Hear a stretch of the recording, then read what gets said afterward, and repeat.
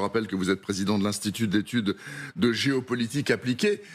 J'ai pas dit une bêtise tout à l'heure, monsieur Négrus, en disant que c'est la première fois depuis l'invasion allemande, finalement de l'opération Barbarossa, que des troupes étrangères prennent pied sur le territoire de la Fédération de Russie. Et effectivement, et dans le cadre de cette guerre d'Ukraine qui en réalité a commencé en 2014, en février 2014, avec la première déstabilisation du Donbass, au bout de la 10e année de guerre, les Ukrainiens franchissent la frontière russe, ce qui est assez significatif, mais qui n'est pas surprenant.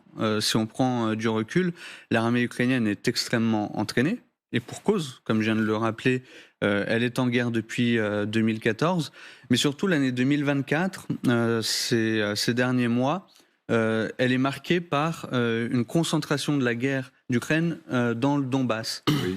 Et c'est une guerre d'attrition qui épuise l'Ukraine. Et de ce point de vue-là, la Russie a un certain avantage démographique, industriel, économique, et la Russie a une capacité à durer dans le temps face aux Ukrainiens. Donc les Ukrainiens étaient obligés de reprendre l'initiative, de déplacer une partie du centre de gravité de la guerre vers la Russie.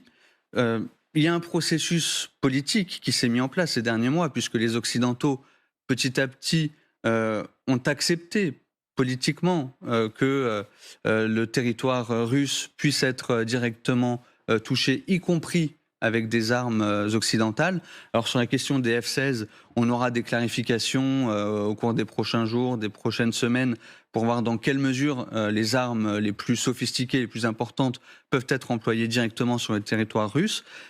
Mais cette incursion en territoire russe a un objectif qui est plus politique que militaire, puisque en réalité, il me semble qu'il y a plusieurs indicateurs qui montrent que les Ukrainiens ont besoin d'avoir des arguments pour de futures négociations, même s'il est encore tôt de parler d'un processus de négociation abouti, mais on se dirige petit à petit vers cette direction-là. Alors tout de même, il y a un bémol à apporter, c'est qu'il y a une différence entre lancer des missiles ukrainiens du territoire ukrainien sur une raffinerie quelconque ou sur une usine militaire en Russie et envoyer au sol des troupes. Enfin, c'était toute la problématique de Macron qui disait pourquoi pas des troupes françaises au sol en Ukraine. C'est un autre monde, on entre dans une autre guerre. C'est pour ça que je trouve que ça a beau être une action politique peut-être et en plus symbolique avec la ville de Koursk, qui est historiquement et militairement une ville importante, et vous nous rappellerez ce que c'est exactement Koursk, mais tout de même, c'est un cran qui est franchi, là. Alors, si vous voulez, cette incursion militaire, elle envoie aussi un signal à la population russe, qui globalement est beaucoup moins concernée. Qui a été largement évacuée d'ailleurs. Voilà, qui a été largement évacuée, mais de manière générale, et d'ailleurs, si vous voulez, même le vocabulaire qui est aujourd'hui employé par Vladimir Poutine et par les autorités russes de manière générale, il parle d'une opération antiterroriste. Ouais.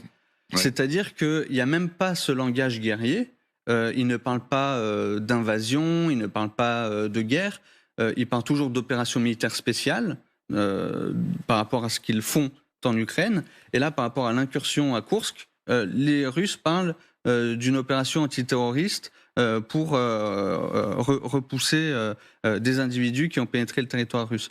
Donc, évidemment, cette incursion militaire au sol, elle est extrêmement importante, elle est significative. Elle permet à l'Ukraine d'avoir des prises territoriales. Elle aussi, elle est envahie. Elle répond coup pour coup, ce qui sera un élément extrêmement important dans un éventuel processus de négociation pour pouvoir négocier soit en position de force, soit à minima en position d'égal à égal. Vous imaginez qu'ils vont rester ? Alors, en tout cas... Comme les Russes ont piqué le Donbass ? Alors, y rester, ça sera peut-être plus compliqué, mais après tout, l'armée ukrainienne a réussi à nous surprendre d'un point de vue stratégique à plusieurs reprises, mais en tout cas, ils l'ont fait. Qu'ils soient éventuellement repoussés dans quelques heures, dans quelques semaines, dans quelques mois, ils ont réussi à pénétrer en territoire russe. Donc ça prouve aux autorités russes que l'armée ukrainienne est en capacité d'agir et de répondre coup pour coup, d'autant plus que les armes occidentales arrivent, commencent à produire de l'effet. Récemment, il y a quelques jours, une enveloppe européenne a été débloqué pour renforcer les capacités de résilience de l'économie ukrainienne, la reconstruction de l'Ukraine.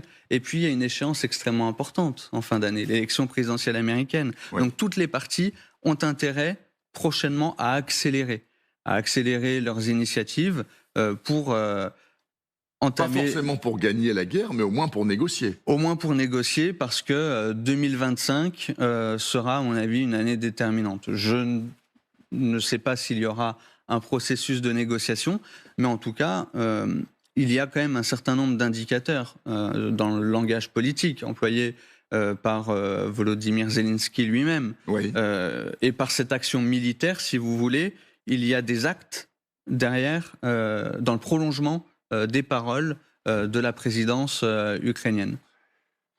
Alors, tout cela, je l'entends bien, monsieur Négrus, mais n'empêche que vous savez mieux que personne comment fonctionne monsieur Poutine, ok ? Comment peut-il tolérer que les Ukrainiens soient en partie maîtres d'un bout de territoire russe, même s'il n'est pas immense?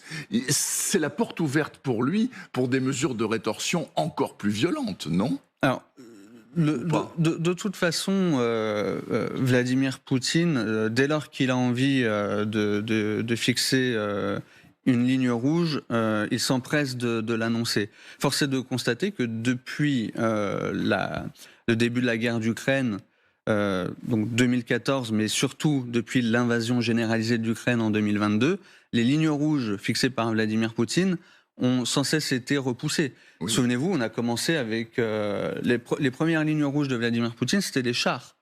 Pas de chars occidentaux sur le théâtre ukrainien.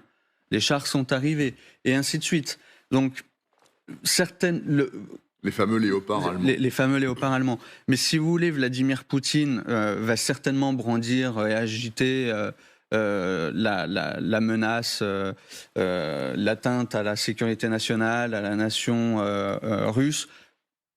Sur le plan nucléaire, si c'était éventuellement une question sous-jacente, peut-être que Vladimir Poutine va invoquer la menace, mobiliser la menace nucléaire. Cela dit, la doctrine russe, aujourd'hui, au regard de cette doctrine russe, il n'y a absolument pas de risque d'escalade nucléaire dans le cadre de cette incursion militaire ukrainienne. En revanche, il y a un risque d'accident nucléaire. Il y a un risque d'accident nucléaire. Ça... Parce que, alors c'est pas tellement la centrale de Zaporijia en l'occurrence, mais c'est la centrale de Koursk. En l'occurrence, hein, c'est bien ça. Exactement. Il y a bien une centrale atomique russe à Koursk, qui est une ville bien particulière.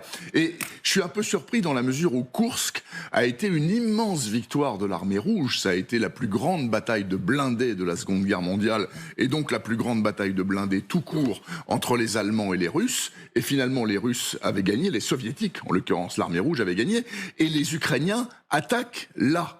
C'est symbolique. Exactement, c'est tout un symbole, et c'est aussi l'effet politique recherché de la part des autorités ukrainiennes. Et à Koursk, il y a aussi des infrastructures énergétiques très importantes, puisque beaucoup de gaz européen qui transite depuis la Russie provient des infrastructures qui sont situées à Koursk. Donc il ne faut pas, à mon avis, sous-estimer aussi la question énergétique. Alors là, on est encore en plein été avec des vagues de chaleur. Donc si vous voulez, on n'est pas, nous, Européens, on n'est pas encore impactés par ces questions-là. Mais dans le temps long, si les Ukrainiens arrivent à rester positionnés à Koursk, ça peut être une véritable difficulté pour la Russie, y compris sur le plan de ses exportations énergétiques. Merci beaucoup pour cette expertise et cet éclairage donc d'Alexandre Négrus qui, je le précise, donc a commis un livre il n'y a pas longtemps, hein, au mois de mars 2024. Donc c'est un livre qui a à peine 4 mois, qui s'appelle Géopolitique du XXIe siècle et qui est sorti aux éditions Ellipse. Vous restez avec nous, hein, le temps de cette matinale, parce que je